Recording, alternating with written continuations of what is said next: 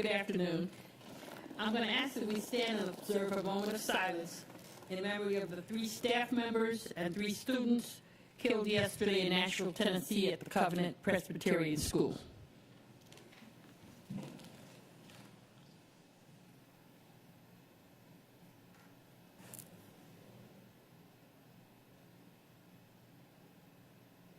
Thank you.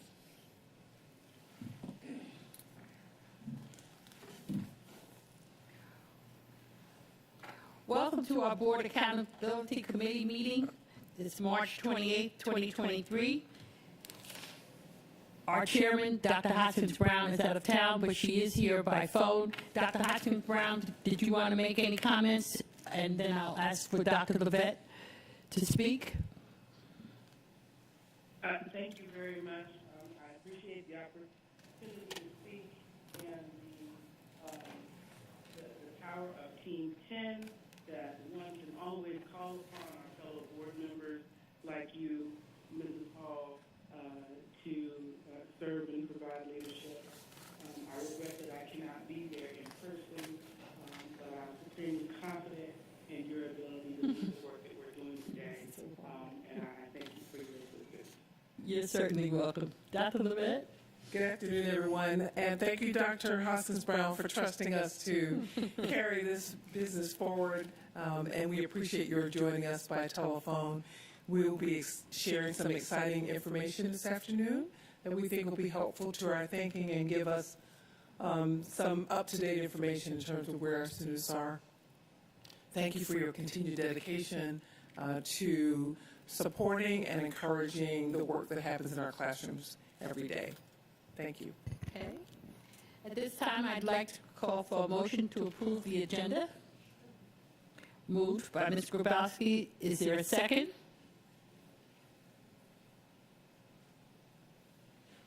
She can't hear me. Okay.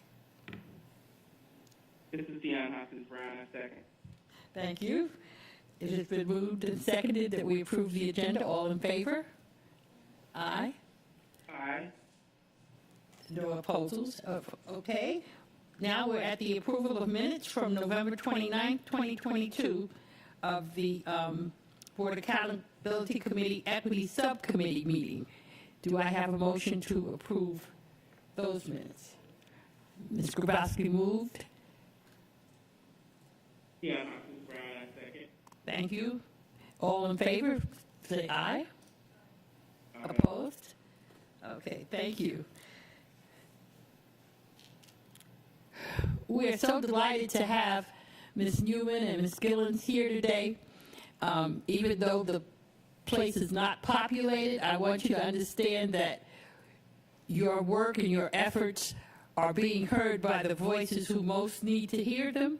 And we will take everything that you have to present to us today very seriously and under consideration. So just imagine that the place is full, because the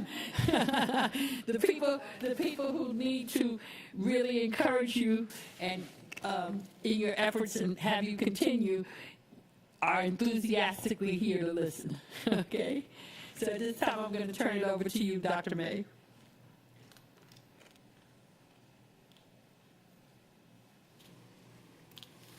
Thank you, Mrs. Hall.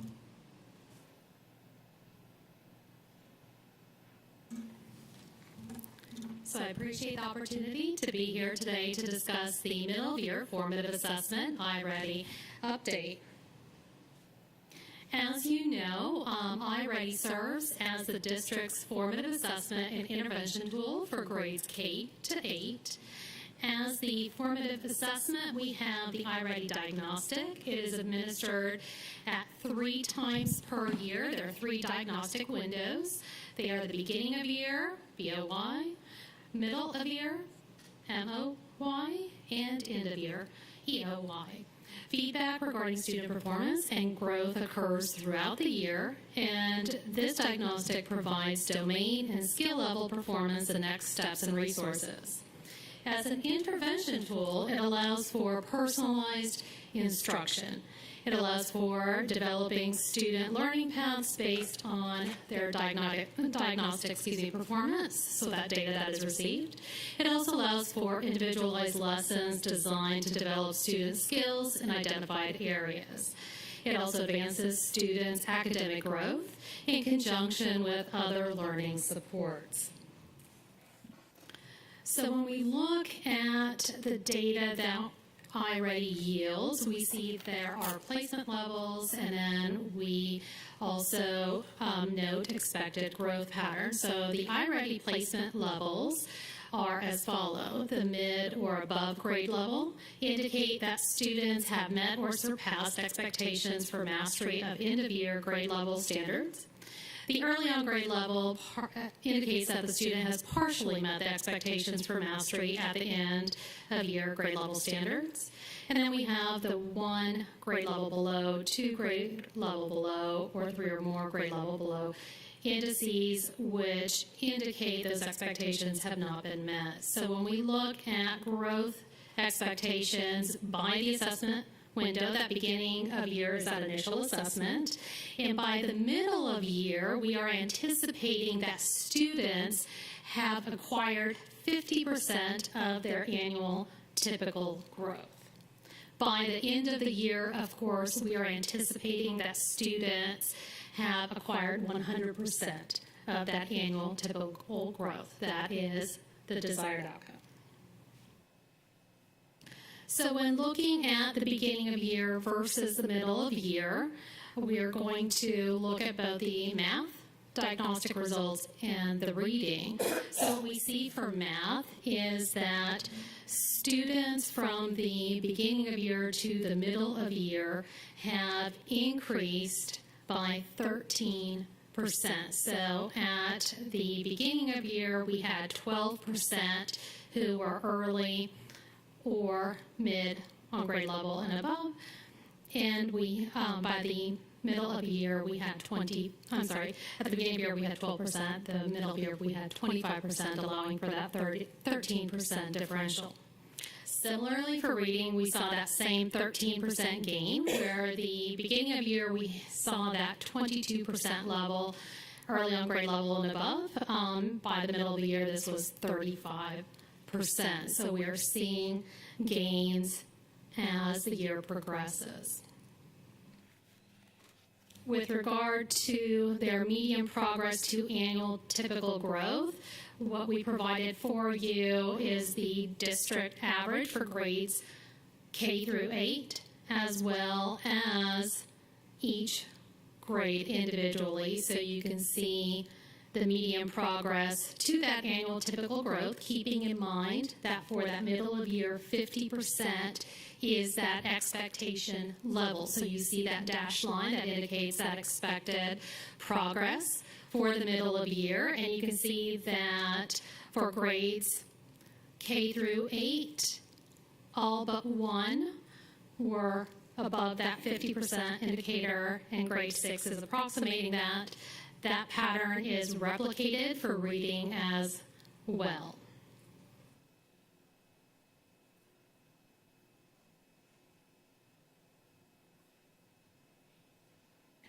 When we look at performance by personalized instruction use, and to note here, instructional use criteria reflects that students on average per week are practicing in iReady at least 30 minutes with 70% or more of the lessons being passed. So this is week in, week out.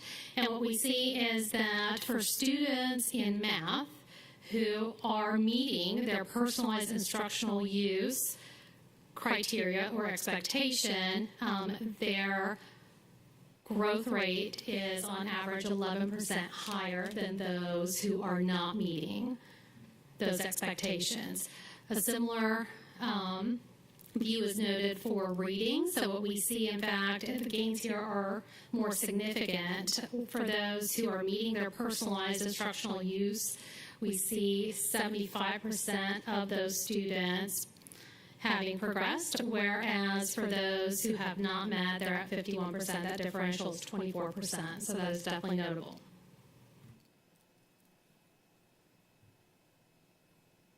we also wanted to provide you information regarding subgroup performance. So the data that is presented is initially on math. We will see the same for reading. So looking at math, iReady overall placement and median progress to annual typical growth, what we see is that students overall, and we split this up per grade band. So the first grade band presented is grades K through 2. The next grade band is 3 through 5.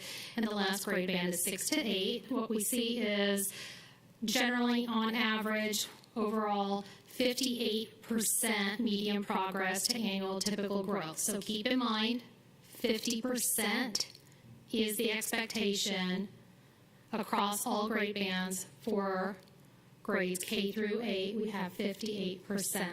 Now, if you look within the grade K through 2 grade band, those students who are English learners are at 48%, so they fell just shy of that 50%. Similarly, in the grades 6 to 8 grade band, we are also looking at the English learner and students with disabilities who fell shy of that 50%. All others were at 50 or above. I'm going to give you a couple more minutes to digest this if anybody has any questions. All right, I have EL and SWD. ED? ED is economically disadvantaged. Thank you. You're welcome. That number, the ED, it doesn't distinguish the race. You'll see the race is broken down above. So that is, ED is a standalone subgroup, but it's not ED by race. Just to clarify, ED is a poverty rating Yes. Right. based on free and reduced lunch. Yes. I know, but it's not showing what, We have not broken it down as far as race under the ED category, if that's the question you're asking. You're asking for ED to be subdivided by race, and that data was not provided at this time. We wanted to provide the standard subgroup reporting, and this is in line with standard reporting. We could further break it down if you would like additional information presented, but for this, we use the standard subgroup reporting. Dr. May, if I'm a reading teacher for the K through 2, Yes, ma'am. how does this affect my judgment in terms of promotion or retention? Is this a continuous progress where I'm going to continue to work on basically the same skills in iReady as I grow, so that my sitting in first grade an extra year isn't really useful because I'm working, or is it specifically a number, and if I don't reach that number, I remain in first grade another year? We are looking for continuous growth and progression in skills, but I can let Mrs. Ball Oliver attest to this further because I don't want to speak outside of my area. So if I understand your question correctly, all of our teachers, schools follow the promotion guidelines and the regulations as outlined by the board, but they're not looking for a single score in iReady that determines whether or not a student is advanced to the next grade level. If for some reason that student is not moved forward, then that teacher in that school or in the system can continue to use that data to work on those skills where that child is needing additional support and extra help. So it does not have to be a repetition of all skills, but again, a focus on those skills where the gaps are identified. If a teacher makes a decision and it's determined based on the overall growth and progress of that student that they would need to remain in that grade level another year, then there are large gaps, of course, noted. Okay, that's what I'd be interested in delving into a little further, because sometimes to me that doesn't, I don't see how it's useful in terms of if the child is going to continually be working on these skills, why is our particular grade band, what about my first grade experience means that I can't pretty much get the same experience in the second grade? If you understand what I'm saying. I always see retention as, I want to see it as helpful, but so often I see it as punitive, and I'm always looking for ways that we can have a child continuously progress without using structures that we just build that don't necessarily, help the kid. I hope everyone's able to Yes. understand what I'm saying. Yes, So, ma'am. yes, ma'am, I think also what I hear you saying too is that while we are looking at growth of that student, there are certain standards that are established at each of those grade levels that students do need to demonstrate mastery and proficiency in to move forward. And so sometimes if they have not demonstrated mastery or proficiency in the majority of that content, then while they may need to remain in that grade level again, it is the hope that the teaching will not be exactly the same, if that's what I hear you saying.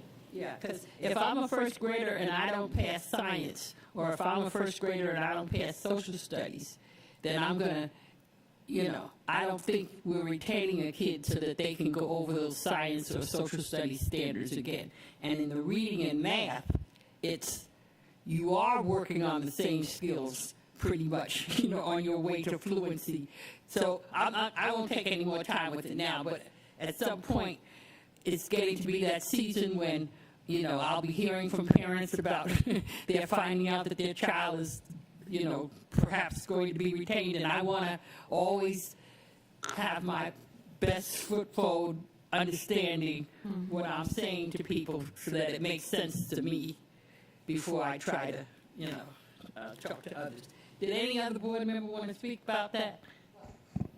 Please, Ms. Gould. So I had one question about this, and I had a couple questions about SIDE before too, but I don't want to interrupt your presentation. So do you want to let her go through? Oh, and then we yes, can would go you back? like to finish? I thought you had asked for questions. Would you like to finish your presentation before we ask Whatever any the questions? preferences of the board members, I am fine either way. Well, I'll ask one question on this and I'll hold my other ones. How's that? So one question on this, and I know we've had this discussion somewhat before, but are we at a point yet where we are able to look at cohorts year to year so that, we can look at, and I realize we have a lot of changes with our students and mobility and going in and out of the district, but are we able to look at, our K through 2 students this year, especially our second graders, if we're seeing fewer that, if we have a second grader that are 2 grade levels below, that we're seeing a decrease in the number of second graders next year that would be at 3 grade levels below. I know we haven't been using iReady for very long, so we may not have that much data yet, but are we tracking so that we can see longer term trends? Yes, we're definitely able to provide matched data. So you're tracking, if I'm understanding correctly, you would like the kindergartners to be tracked as they're progressing to first grade, to second, and seeing how their skills are developing, evolving over time, attributable to iReady intervention or classroom instruction, or the combination of both, ideally, obviously. Yeah, just that idea that we are catching them as early as we possibly can, and at least keeping them where they are as we work on their growth so that they're not backsliding even more. So. Dr. Howard Hall or Mr. Monk, did you have any comments at this time? Dr. Hoskins Brown, did you want to make any comments? Because I am going to let Dr. May finish her whole presentation before we interrupt her again. Did you have any questions? No, thank you for asking. Okay. Oh, please, Dr. Levette. Thank you. I do wish to remind the board that I think it's important to note that the promotion guidelines, retention guidelines over the years have been much more child development oriented. That we recognize as educators, as parents, that not all children develop in the same way and grow at the same rate. The standards are there, and we are constantly working to help our children reach those standards, but we do not wish to penalize them because they develop at different rates. What we focus on is making sure that we look at that child holistically and provide the kind of support that allows those children to experience success at the next level.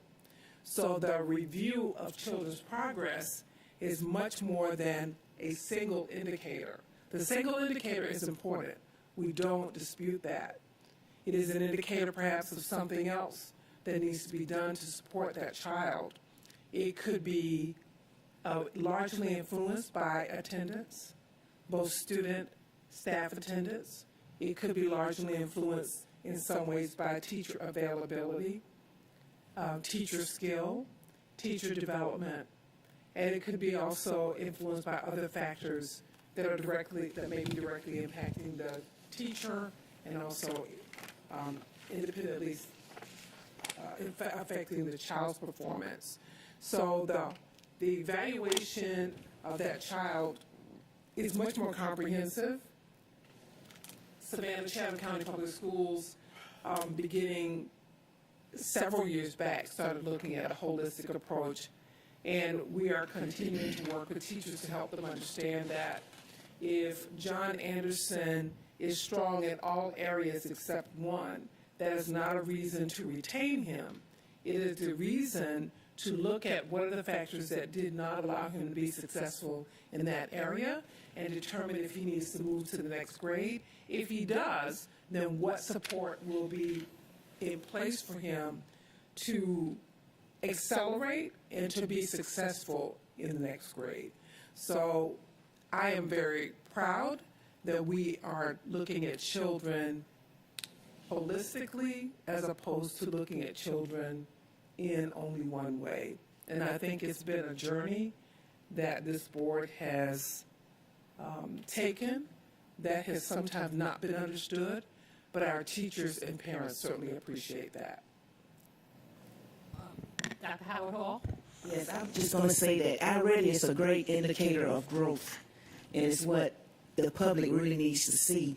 When you're looking at this information and you see that we have 3rd through 5th grade who are 3+ grade levels below, but by the end of the year, they made progress.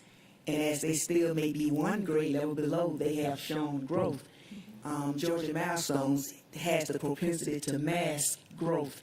So when a child takes the Georgia Milestone and they don't perform well on the 3rd grade reading, it's this big hoopla about they reading below grade level without realizing that they were 3 grade levels behind, probably because some started pre-K, well, some did not have pre-K, did not have kindergarten, and started 1st grade. So what I like about iReady is that it shows a clear picture of a child's growth as opposed to the achievement on the standardized test. Well, I certainly would hope that every board member is fully aware of what Dr. Levette had to say, so that when we're out speaking with the public, you know, that's a very illuminating, and you're talking about being proud that that we have reached that level where we can look at a child holistically, and before we make a determination that can be so traumatic to their lives. So I'm very happy to hear that. Thank you very much. Okay, Dr. May, you have it, and we're not going to interrupt you at all.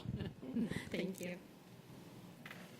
So moving to the same data presentation for reading. So we're looking at overall placement levels and at median progress to annual typical growth.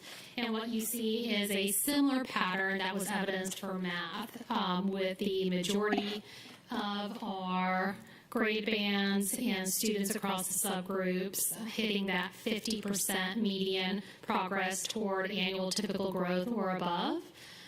Of note in grade band K2 is the English learners are at 41%, so they're falling a little bit below that median expectation.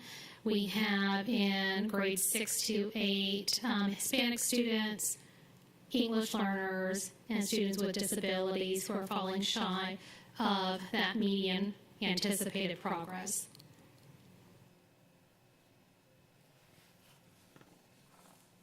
Are there any questions with regard to reading? I do. Sorry. I'm sorry, I want to go back to, do we have a figure on what percentage of our second graders were held back? I'm going to turn that to Mrs. Bolivar. So, in speaking of a percentage, And I'm sorry, let me clarify that. Do we have a percentage of our second graders that were held back post-COVID? So that the would year be- we came back from COVID, how many, what percentage were held back? so we'd have to get, I We would would have have to. to. Louisiana. Okay, We can get that report. Yes. I love that. Okay, Okay. thank you. For the whole board. Yes, please. Absolutely. Okay. Oh, I'm sorry, Mr. Wilson. I agree 100% that it's, I'm grateful for the opportunity to see the growth. And obviously, I know we focus on elementary reading for lots of, all the good reasons. But it is disheartening to see our middle grades really continuing to struggle to, I mean, a grade below, you know, that's recoverable. But it seems when you get to 2 and 3 grades below and you're in middle school, that's alarming. So I don't know, maybe if we are focused, so hyper-focused on, and I'm right there with everyone, hyper-focused on early childhood learning because we know that's the way to address the problem. But I don't want us to forget about our students who are beyond that grade, especially when we do see numbers like this. That's very concerning. So maybe we can speak to that at some point. I think that's a perfect segue to the academic affairs portion of the presentation, if I may turn the floor over. If there are no other questions. Yes, sir. And if someone can speak on students with disabilities, that's 73%. So that has a big impact on the percentages and the numbers. I think it also might be useful. I don't want to give you something else to do, but I do know that when we would do the reports before, we would speak to the achievement of students who had not had a pre-K or K experience and their levels of performance when they enter school, which I think is often very different than the young people. When you see them in second grade, and they've come into first grade with no pre-K or K experience, it is much more of a struggle for them. And that puts a lot of pressure on that first grade teacher and that second grade teacher.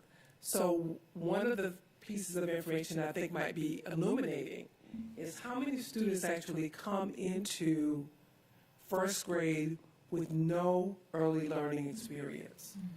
Those of us who are educators understand the importance of having a good, solid beginning, foundation.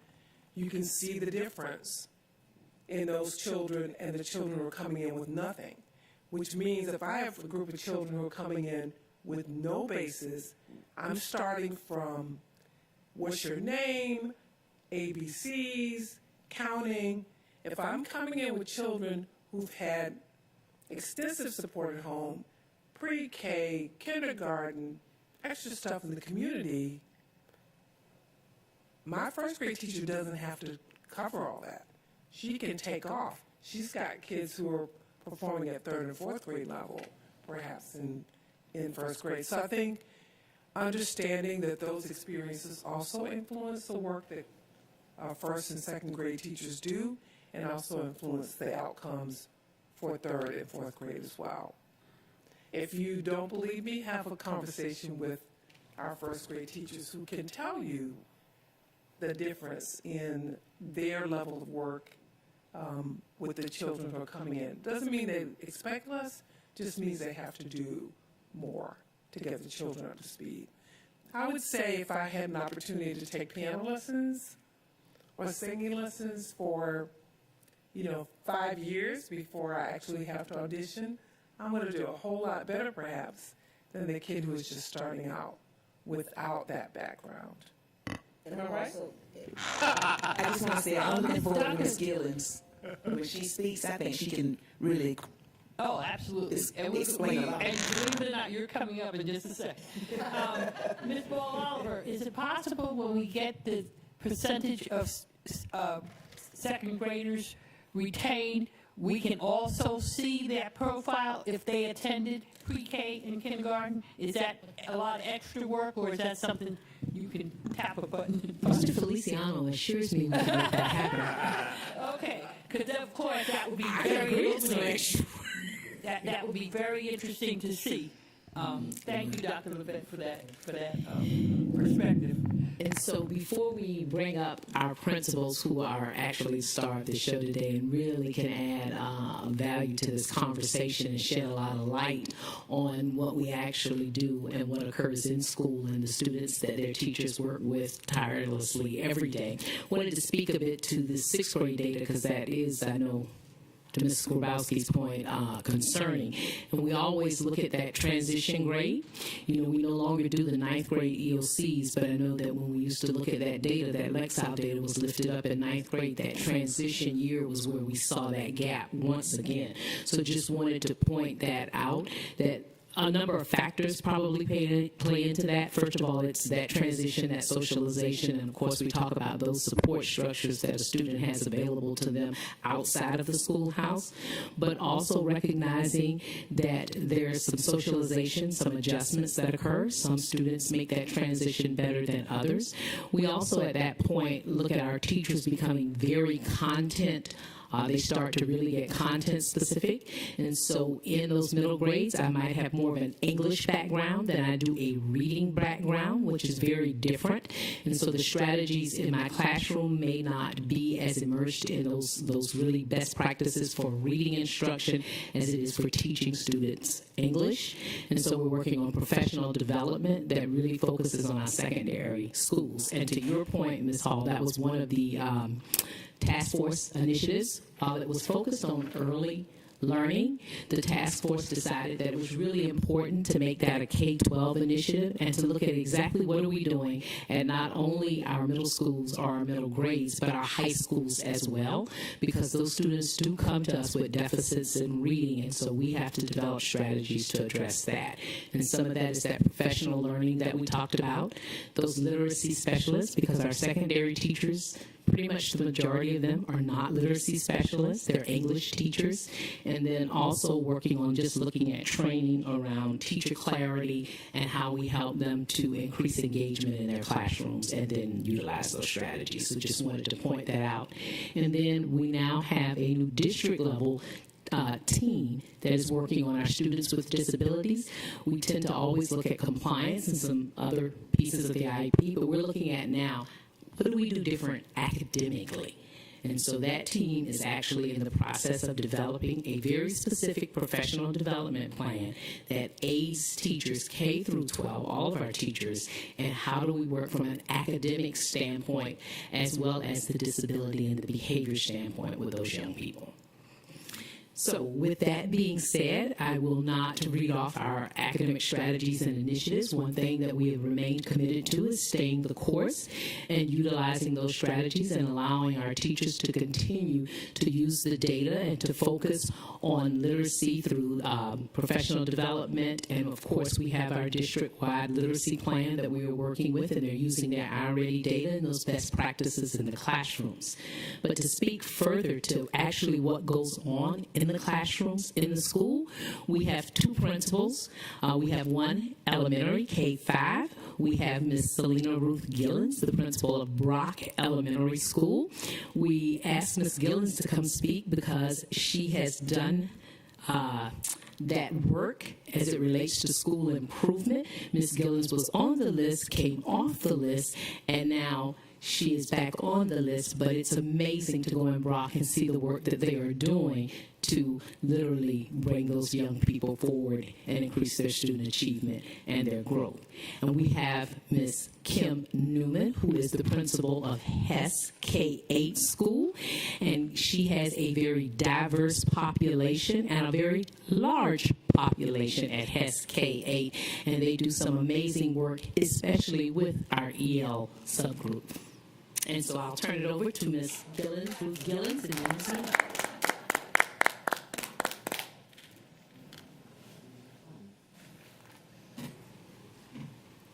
Good afternoon.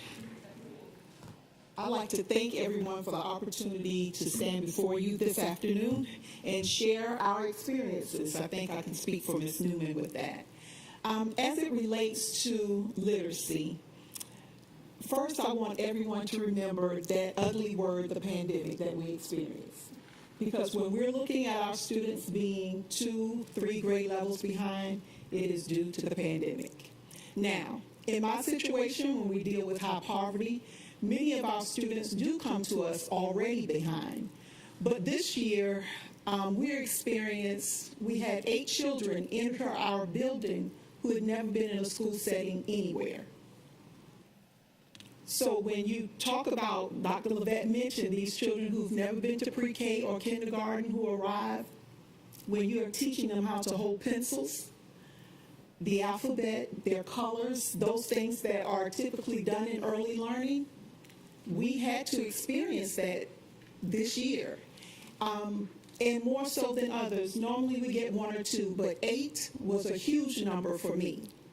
Now, when we're looking at our kindergartners who take iReady, those students have never been in school, most of them. We have 2 pre-K classes at Brock, but not all of our families who are offered that opportunity to attend Brock are all of our students. We have many from around the district.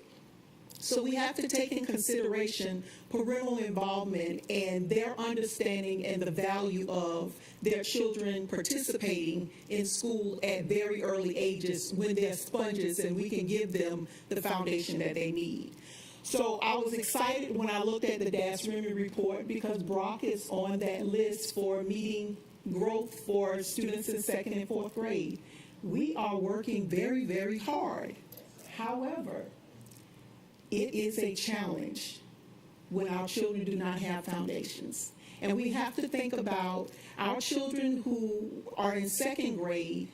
Many of them were never in school prior to the pandemic because that would have put them 2 years behind. So we have to think about that. And those who were in kindergarten, they didn't even finish their kindergarten the first year. So those are foundational skills that the teachers have to continue to work on, as well as teach our students on standards that they're going to be tested on, because it doesn't matter how much we remediate for our students, they still have to be taught the standards because they're going to be tested on grade level standard. So you spoke to our students being retained, and Ms. Ball Oliver spoke to mastery of standards. And one of the things that we have to look at as we're looking at the mastery of standards is the whole child for sure, but the potential that they may have in being able to improve to possibly get close to grade level. If we get them early 2nd grade or late 2nd grade, that is amazing. But if they hadn't had that foundation, then that is very difficult for us to do. And it goes for our children who were in 4th grade who may have been 2nd graders when the pandemic hit, and so on and so forth. Usually, 5th grade at Brock Elementary, they soar. They help to carry our growth for the year. However, this year, they are not performing at that level where they're able to carry us. Pre-pandemic, we were on an uptick. Our school was soaring at that time as it relates to growth. However, right now, we are struggling because we're on a list based on the way we were performing in 2019. We can't fix that after a pandemic when we're having babies who've never been in school before. We had children who didn't participate most of the year. So this is a challenge for us, and we have 225 students in EIP, 225 students. I currently have 1 reading EIP teacher. She cannot touch 225 students. We need reading specialists in our building. We need early intervention teachers in our building to be able to reduce class sizes so that they can make a difference with the help of the teacher, providing the regular instruction for them, because with EIP, there's a level of remediation that they cover, but our teachers push into our classrooms so that they're able to support small group learning on grade level as well as some remediation. So without those teachers in our building, we're not able to serve all of our children and give them what they need. I know we have a deficit in teachers, but we have to find reading specialists. We need reading specialists in our buildings. We need early intervention teachers in our building if we want to continue to close the gaps that we have based on what our children have, that they've experienced due to this pandemic. So literacy begins at home. If they do not have the foundation at home, if their parents don't have that relationships with school or have a great school experience themselves, if they're not exposed, they are not going to perform at the levels that we wish they would. I would love to have a day where every child in my building is on grade level, but that is not our reality. And our reality is, although we may not have the number of teachers that we want, instruction is still occurring at high levels. And we are doing everything we can to build stamina in our children with literacy. I get emotional about it sometimes, but they are working hard. The children are working hard and the teachers are working hard. And I also want us to think about this when it comes to literacy and our children. Brock currently has a 50-50 staff of American teachers and international teachers. Our international teachers are eager to come teach our children, but there are cultural differences that we are dealing with. I have a challenge sometimes with our international teachers and their accents. Just imagine if you are a child who you don't read and you're not speaking standard English at the time, and someone from a different culture is trying to teach you. How do you overcome that? Not that they're not working hard, not that they're not doing their best, but it is still a challenge. So how we get our American educators to come back, I'm not sure. But we know that we need to continue to hire those persons who are passionate about coming to teach, no matter where they come from, but also providing supplemental services to our children during the school day where we make the biggest impact for them. Any questions? Yes, ma'am. Could you talk about your poverty percentage? And you said you had over 200 and so students who have IEPs. No, not IEPs. I meant to say EIP. So what is your total population? Your school population? Yeah. 520. That's pretty much half. Pretty much half. Pretty much half. Okay. And you asked about students with disability. I have 86 students currently in special education, with 24 waiting to be placed. And your poverty percentage? 97.9.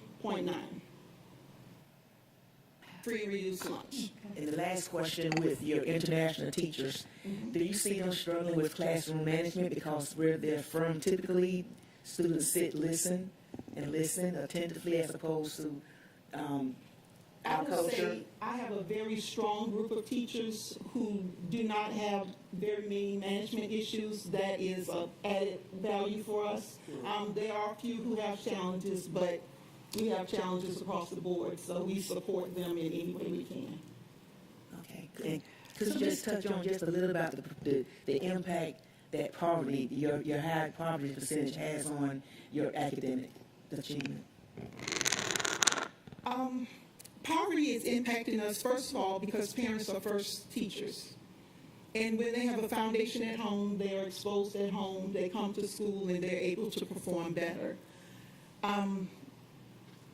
The struggle is if the parents have not had a good school experience, their understanding of what support we need in the school can be low. I know they give us the very best that they can, but we do have a challenge with having high poverty and the number of students who have been exposed. They have books at home, they're reading on a regular basis. That is one of those things that we don't experience often. Ms. Gillens, Yes. a constituent says to you, you get federal funds. How are you using those monies to help your situation at Brock? I use my federal dollars to reduce class size. You know, we have an allotment of teachers, and at grades 3, 4, and 5, some of our grade levels are designed to be 3-man teams. And when you're testing, that is very difficult to do, to teach all of the grade level, all of the subject areas, and do them well for testing. So we are departmentalized in grades 3 through 5. Yes. So,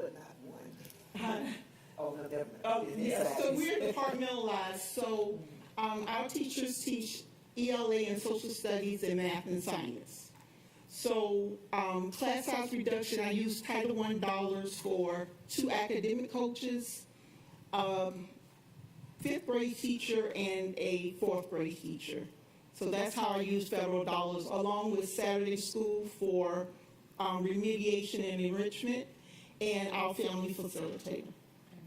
Well, our appreciation to you is very deep. If it sounds like your priorities, you're saying mainly you need more EIP teachers. Or literacy specialists, either. Now, a literacy specialist, that would not be a person who's directly embracing children. They're more doing training and help with the teacher. Yes. As opposed to directly affecting. Yes. Okay. And I'm going to be honest, either way it works. When the teachers receive professional development and they're able to go into the classroom and execute, that is just as good as having additional teachers. Although I would prefer to have the EIP teachers. The in my EIP building. teachers. Okay. Yes. All right. All right. Yes. Board members, we hear that. Okay. Dr. Brown, I'm sorry, Ms. Grabowski. I heard you make thank you for sharing what's really happening in the school, because as a board member, you know, there's lots of schools and it can be difficult until we hear directly from the principals and the teachers. So thank you for being here and for sharing this with us. In a magical world where we didn't have to worry, I understand the importance of testing and of being able to demonstrate growth and progress and where students are. But if you didn't have to worry about testing, that's probably wrong. Like, would it change fundamentally the way in which you're instructing your students if you didn't have to worry about testing? Maybe that's unfair, but No, I think the only thing that would change would be the ability to provide additional exposure to my students. When we did year-round school, when I first went to Brock, we were able to provide enrichment. We did sign language and chess and dance. We did those things in intercession. And if we had the time and we weren't worried about the children performing on tests, I think that's what we would do. yeah, because it's like at this young age, just embracing and building that love of learning is so critical. It is. And if you can't get away from those if you can't incorporate those enrichment activities, like I'm excited about going to school tomorrow because I have chess club. Yes. You know, that's just so important. I don't know what the answer is, but it's helpful to hear. Thank you. You're welcome. Yes, Mr. Moss. Thank you so much for what you do. Thank you. We really appreciate that. 97% poverty, that's pretty stark. It is.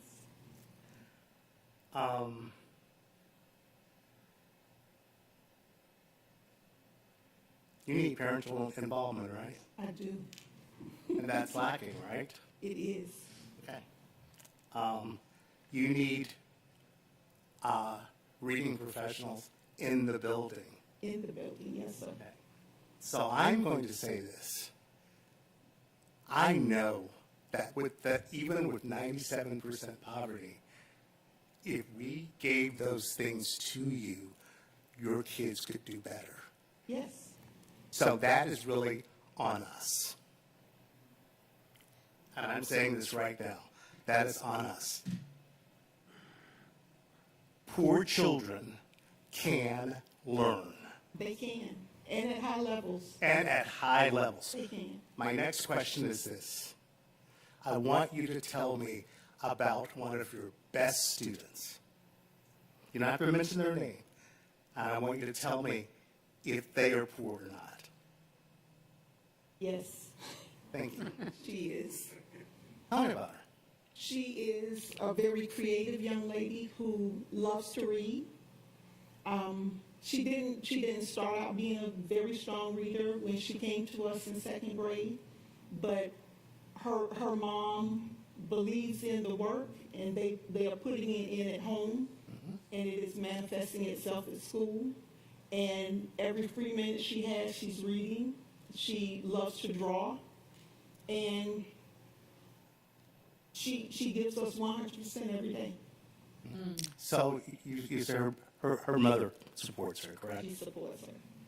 So we don't have parental involvement. What if we had community involvement that came in and, in essence, were those kids dream keepers? That those kids can go to. I think that would be awesome. We have great relationships in the community. I understand. I can't thank the community enough Right. because there are many of them coming in. Could we stand to have more? Of course. Okay. Yes. So this is my take. I know the potential of poor children. You know the potential of poor children. Yes. We know that we need to have reading specialists in your building. Yes. We know that we need to have support from someone for these kids to help bring that out. Yes. As you know, I am in the arts. I am not forever taking the arts out of any school, Thank you. okay? So we need that back. We need laser. I don't want to see our schools on any list but great lists, but we have got to help you get off that list Yes. because you are doing a great job. Thank you. So I am challenging everyone, including the community. The way we solve this is laser focus on schools like yours and giving you everything you need for success because those kids deserve it. They do. Thanks. Sir. Dr. Hoskins Brown, did you want to make any comments before we go on to Ms. Newman? Yes, please. My comments are aligned with what my colleagues have said. I want to thank Principal Gillens for the work that she has done, not just now, but for many years. I think that what we saw in the data presented by Dr. May, we see the average across different subgroups. We don't present the institutional data, and we just don't have the time for those kind of deep dives in this meeting that to be able to do that. But if you look at those data in the data survey report, you see there's high geographic variability in the numbers that we're looking at in terms of the percentage of young people that are 2 grades below, 1 grade below, or those who are early on at grade level. And I agree with what Mr. Moss has said. We need increased investment by the district and the community to help deal with some of this geographic variability. The fact that there are some schools that have many, many business partners, and if we look at our Chevron report where we enumerate those things, we'll see that. We'll have some schools where you have high parent involvement, you have high community involvement, you have many business partners, and they are flourishing, and they have those performing 2 grade levels below in the single digits. We have one school that is at 3%, whereas we have another school That's at 43% for being 2 grade levels below in the iReady middle of the year. So I just want to, because we won't be having an equity subcommittee meeting next month, this is the work this is why an equity subcommittee was created, was that there's not a one-size-fits-all answer to the needs of the young people that we serve, and I think it's important that we address that. It's not that all schools don't deserve or would benefit from investment, but there are some schools and some young people where their need for investment is so great that it is more than worthwhile for someone to decide to drive a little bit further across town to work with young people or to read during Read Across America Day or any of those activities that is often on people's radar. So thank you for giving me the opportunity to comment. And again, thank you, Ms. Gillum, for what you do. Thank you. Dr. Hoskins Brown mentioned the Equity Committee. We will not have another formal meeting until August 29th, which will be well into the next fiscal year. But I know Dr. May, I know Dr. Levette, and myself are working to hopefully get some movement towards solving some of this through our equity lens before the new year begins. But we certainly appreciate what you're doing, Selena, Ms. Gillens. Thank you so much. Thank you. Okay. Okay, Dr. Levette has a Yeah, just comment. want to, again, thank Ms. Gillens for her work she has done since being assigned at Brock and demonstrating what hard work and belief in student potential can lead to. And I want to thank you for hanging in there and for advocating for your students. I'm especially pleased that Mr. Moss and board members who are present are making a public commitment to assist with getting highly talented and qualified reading specialists in the buildings, because they are hard to come by, but they're also, when we can get them, our work will be to retain them and not put them in a situation where we expect them to work with 219 children. So we appreciate our early intervention teachers. We appreciate all of our teachers. We also appreciate our remedial education teachers, because one of the things that they do is work with a smaller group of students, 10, max 12, and that means that we have to have more of them. So this statement indicates a support of equity. That's what equity is. Equity means you're not reading on grade level, you need extra help, we're going to get it for you. And that's what was stated today. So that's what we will be working toward. That is equity. I don't care what anybody else says. Equity means I'm going to give you, Mr. Moss, what you need to be successful. That Ms. Hale Miller is reading above grade level. Growth means I'm going to continue to work with her so she continues to move forward, and I'm going to work with you to bring you up to snuff. So thank you all very much for making this public declaration. And we will be pursuing reading specialists, and Mr. Jackson is here, so he is hearing all I'm this. looking right at Mr. Jackson. For budgeting purposes, what it also means is we have to go out and recruit those persons and return to some of those practices of ensuring that that personnel, as well as others, have the incentive to work in our most challenging situations. So I appreciate that. Dr. Levesque, we just would like to bring forward that the task force, who is made up of various community stakeholders and members and post-secondary partners, this was actually recommendation number 4 from that group when they looked at the data throughout the year, was to reallocate funding or create a new funding formula and provide additional EIP teachers at all of our elementary and K-8 schools. Okay. Again, my board colleagues are going to chase me into the Wilmington River, but I'm going to say this again.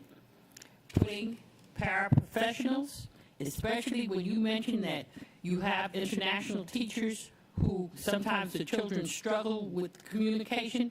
If we had a para in that classroom, Miss Sally, who lived over in Cloverdale, who was there in that classroom to be that intermediary, that would make a world of difference in terms of that teacher having the support she needs to really get across as much information as she can. So I'm so thrilled that Mr. Jackson is here hearing all this, because we will be knocking on his door. So thank you, Ms. Gillens, very much. Thank you all. And Mr. Jackson, bold is okay. Ms. Newman, thank you for being here. Good afternoon. Thank you for asking me to come and share what we love to do at the school level. And I want to tell you, I'm going to try not to repeat everything that Principal Gillens has said, because we work collaboratively as principals, and the same initiatives that she's putting in her building are the same initiatives that we're putting at our school. But I will say, just to give you an idea of what we're looking at Hess, we have 10 grade levels. So I have multiple personalities. You just don't know what personality you're going to get. And so we're having to make sure that we're supporting that pre-K student to 8th grade. And so I will try to focus a little bit on the middle school, just to talk about what we're seeing at the middle school level. But, you know, one of the things that we've seen at Hess is we've seen a shift in demographics and population, where we, before the pandemic, were at 1,300 students, and we're now below 1,000. When you look at the number of free and reduced lunch, we're right at about 50%. So when I talk about the needs of our students, I'm looking at 500 students that would fit in the same mold of free and reduced lunch at any other school. So we are not a Title I school, so we have to really reach out and work with our community partners and our parents and our teachers and our retired teachers to make sure that we are getting the supports in place for our students that aren't getting the supports at home. A lot of our parents and a lot of our families today are working 2 to 3 jobs. So it's so hard for them to volunteer in our schools like they did when I first started teaching 30 years ago. So we just have to be creative with that piece. We recreated what we call Bear Buddies, and we've reached out to communities with high retirement rates, and it's so neat to see them walking in our building and working one-on-one with students that don't receive some of that support from home, not because the parents don't want to, they just can't. Especially when they're working 12-hour shifts and they're really passing through the night. So that's one of our focuses at Hess at the early levels. When we start talking about 6th grade, 7th grade, 8th grade, we have to start looking at all of these initiatives are great, but we start getting in with the attitudes. And of course, I am an elementary background. All of my work has been with elementary school, so it took me a minute to learn that middle school child. But making those connections and getting them to understand the why behind we do things becomes very important. So really looking at PBIS initiatives and what we're doing to support behaviors. Because if students are engaged in learning, we feel like we are going to close that gap.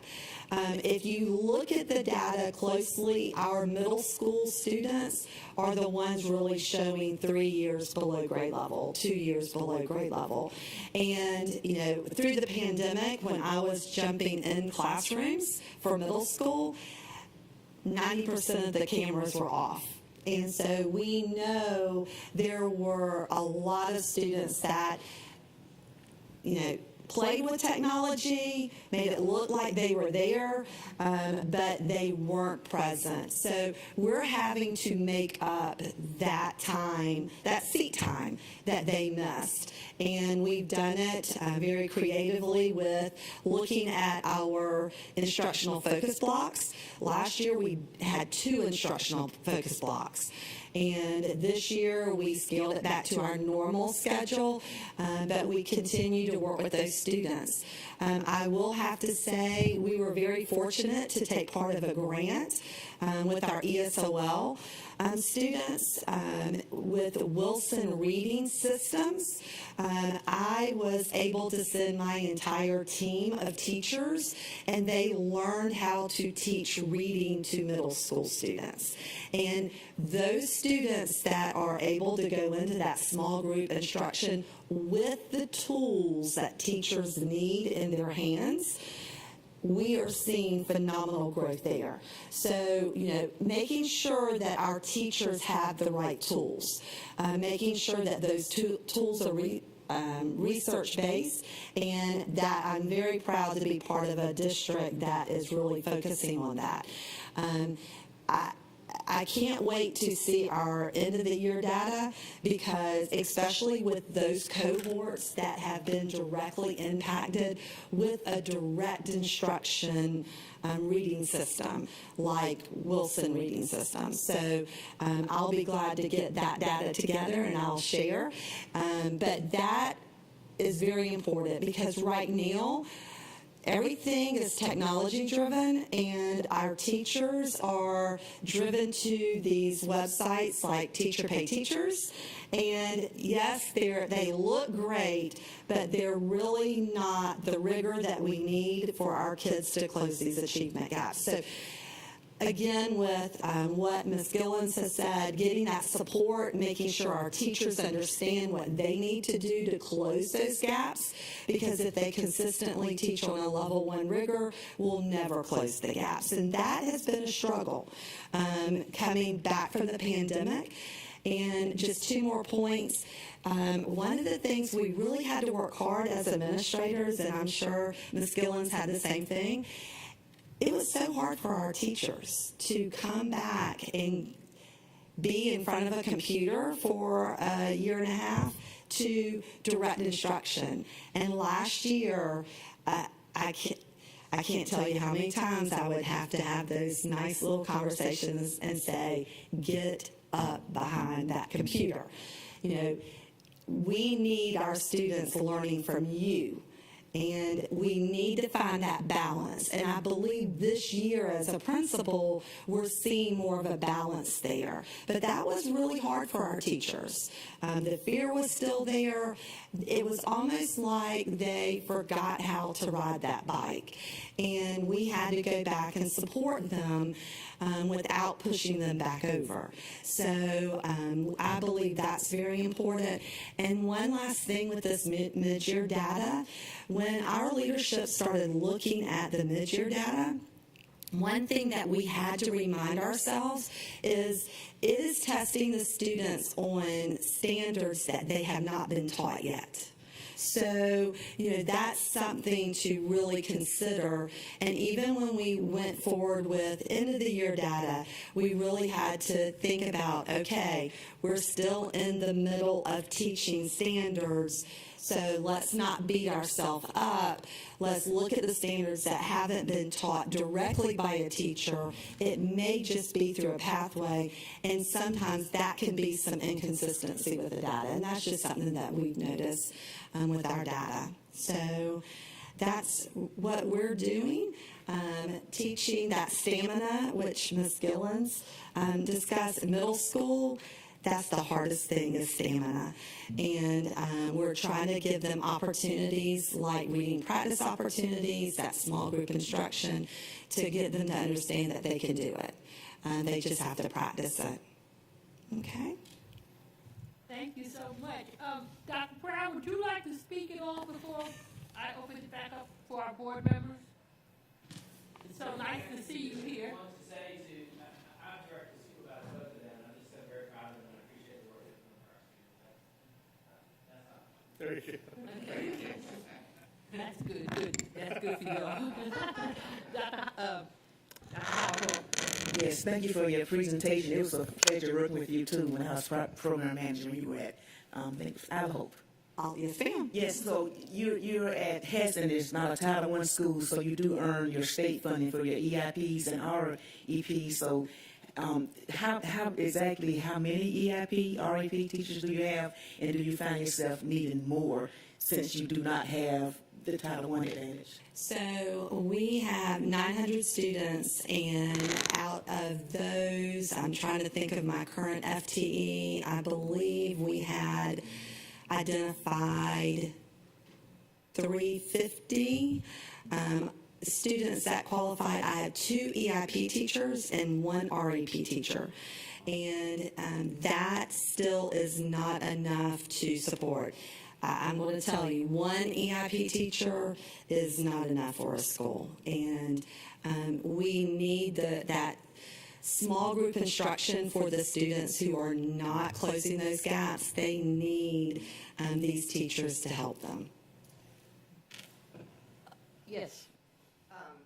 Thank you very much for your report and for doing this. The middle school, my mom was a middle school teacher, so I heard lots of stories. And I really appreciate, again, your honesty, just like with Ms. Gillens, of really understanding what's happening with the school, and in particular, that you touched on that transition back into the classroom, because as a district, I think that we discovered through the pandemic, one of the silver linings, you can even say that, is that we can integrate technology into learning, but I'm always a little bit pushing back against when we get another program that we are introducing into not only do the teachers have to train, but I get nervous about too much reliance on technology, and so I'm really appreciative that you are talking about the importance of that balance. With one question I had for you on the shift in your school population, I mean, that from 1,300 to 900 to 1,000, that's significant. Yes. And I think that shows us that as we look at some of our district-wide statistics, we're like, oh, on a percentage, we may not be down that much, but perhaps some schools have been much harder hit, if you will, than others, and yours being one of those. Is that shift kind of across all grade levels, or did you see it at one grade level more so than another? It's across all grade levels. One of the things, when we were at 1350, that number was very large for the capacity of our school.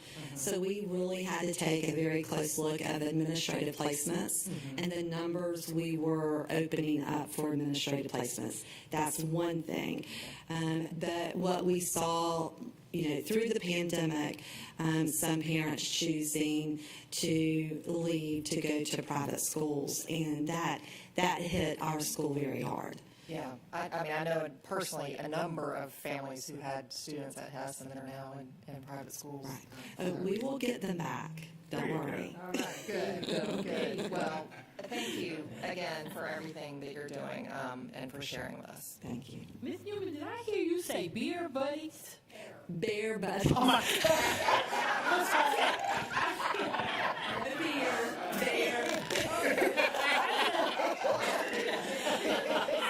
think I need to slow down. And she was saying how happy she was to see them come in.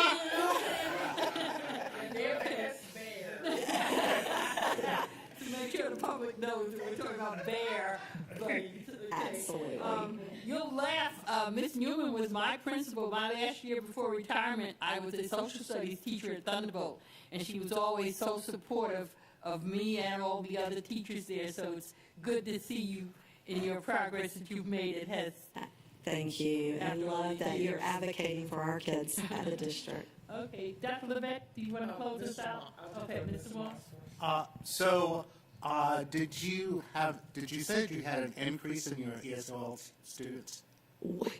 We always have an increase of ESOL. And when I look at numbers, we have one of the highest numbers of ESOL populations in Savannah, Chatham County, but we're serving only those that live in our district.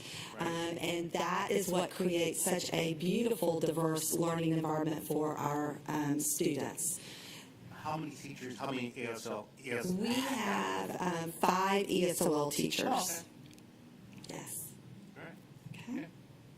Dr. Levesque? Thank you, Ms. Newman, for your work and certainly for your presentation today. I think it's really helpful when you look at the diversity. You have represented today Brock Elementary and Hess K.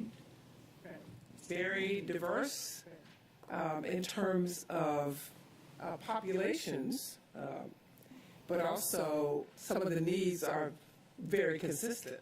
And one of the things that I think about where Hess is positioned and who attends that school traditionally, Mrs. Newman was the principal when we decided that the children, the ESOL students, would not ride past Hess to go to a school. They are zoned for Hess, so they attend Hess. And that was quite the challenge. Mrs. Newman mastered that because there was an expectation that those children would not attend the beautiful new Hess Elementary or Hess K-8. And so that the mixing and cultural experiences are very, very different there, but the needs are still the same in terms of support.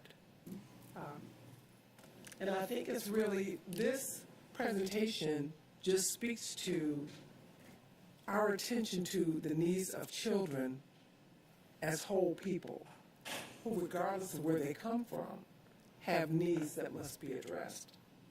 And I just appreciate your eloquence, both of you, in talking about how the teachers work. Now, Ms. Newman also has the benefit of our relationship with Georgia Southern, so that candidates from Georgia Southern have a real experience. And not this experience that is so insular. They have a real experience with a diverse population, which makes them stronger candidates for working anywhere. And we're very proud of that relationship that we enjoy with Georgia Southern. Okay, Mr. Moss? I do have another question. I worked for the Children's Choir for 14 years, and when we started the Children's Choir, we said we wouldn't do high school because of hormones, and then we forgot about middle school.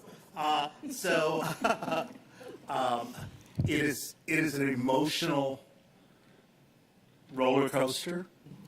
How many counselors do you have? We have 3 counselors. Okay. I have one, You have, for how many students? 525. Okay. Thank you. Okay. Okay, Mr. Rouse? Just real quickly, hearing Ms. Newman talk about, the challenges that we've seen from the pandemic in middle school, and I know that our high schools have seen that from their own students coming back, but that trend, that wave is going to move up into high school too, so I know we're all mindful of that, but just kind of saying it out loud. And I did have one quick question about the Wilson Reading Systems. It's wonderful to hear about the success of that, and I know it was an ESOL grant, but are we looking at, and I guess maybe this is more of a district question, because I think I remember from one of our other presentations that this is something we're looking at for ESOL across the district with the Wilson. Am I misremembering that? So we've spoken of it as a resource, and they are collecting data and doing the walkthroughs. Okay. So we did share that information. We have yet to share the data collection from the teams who are out visiting and the specific data from the sites. Okay, I'm wondering, is it something that we're looking at for our students beyond just ESOL, hearing the success? So as we collect the data, we examine based on, like you said, the programmatic data, taking a look at that, because we also have a high school that is using the program as well. And so we are looking at that as an option, but as that data comes in, seeing what that data is telling us and how it's implemented with fidelity and what does it show us in terms of impacting students and being able to read at or above grade level and growing them as well. Great, thank you. And we were also able to get our special ed teachers trained, and so I'll have data collection for my SWD group using Wilson Reading Systems, and it's been fantastic. So we'll be able to collect some data from this year with that. Okay, thank you. Ms. Paul Oliver, isn't there a board member training component of Wilson? I'm not familiar with a board member training, but our team is able to put together an overview for you if you would like. Based on I thought I read where board members actually went to training because it seemed to help really propel things back in their home districts when they did. But maybe I'm thinking of something else. But So no, they may have invited board members to participate, but we're not aware of a specific isolated training for them, but they may have invited them to participate. In All training. right, Dr. Hoskins Brown, thank you for letting me sit in your chair today. Did you want to close us out? No, Howard Hall has. Oh, I'm sorry. I'm sorry. Hold up 1 minute. Doing extraordinarily well. Hold up 1 minute, Dion. This won't take long at all. I would just like to say we need to also take in consideration of the feeder schools of those elementary schools. When you're looking at middle school data and you're wondering why, what's going on with that trend data, always look at the feeder schools and you have a better understanding about what's going on with that data. Okay, Dr. Hoskins Brown, before you close us out, I forgot that we need to approve our calendar. So at this point, I need a motion that we approve the meeting dates for accountability and for the equity committee for calendar year, the rest of calendar year 2023. Is there a motion? Okay, second? Dion Hoskins Brown. Okay, all in favor? Aye. Okay, it's been approved. Thank you. And our next tentative meeting date is July 25th, 2023. Okay, now Dr. Hoskins Brown. I choose to defer to you. I think you've done a great job, and I appreciate that you grouped me back in. But I think our presenters, our presiding chair, our committee members have all demonstrated that you all can do quite well without me, and I'm happy with that. Never. Okay, thanks to everyone who came out this afternoon. Dr. Levette, anything else from you? Okay. All right, this meeting is adjourned. Good job. Great job.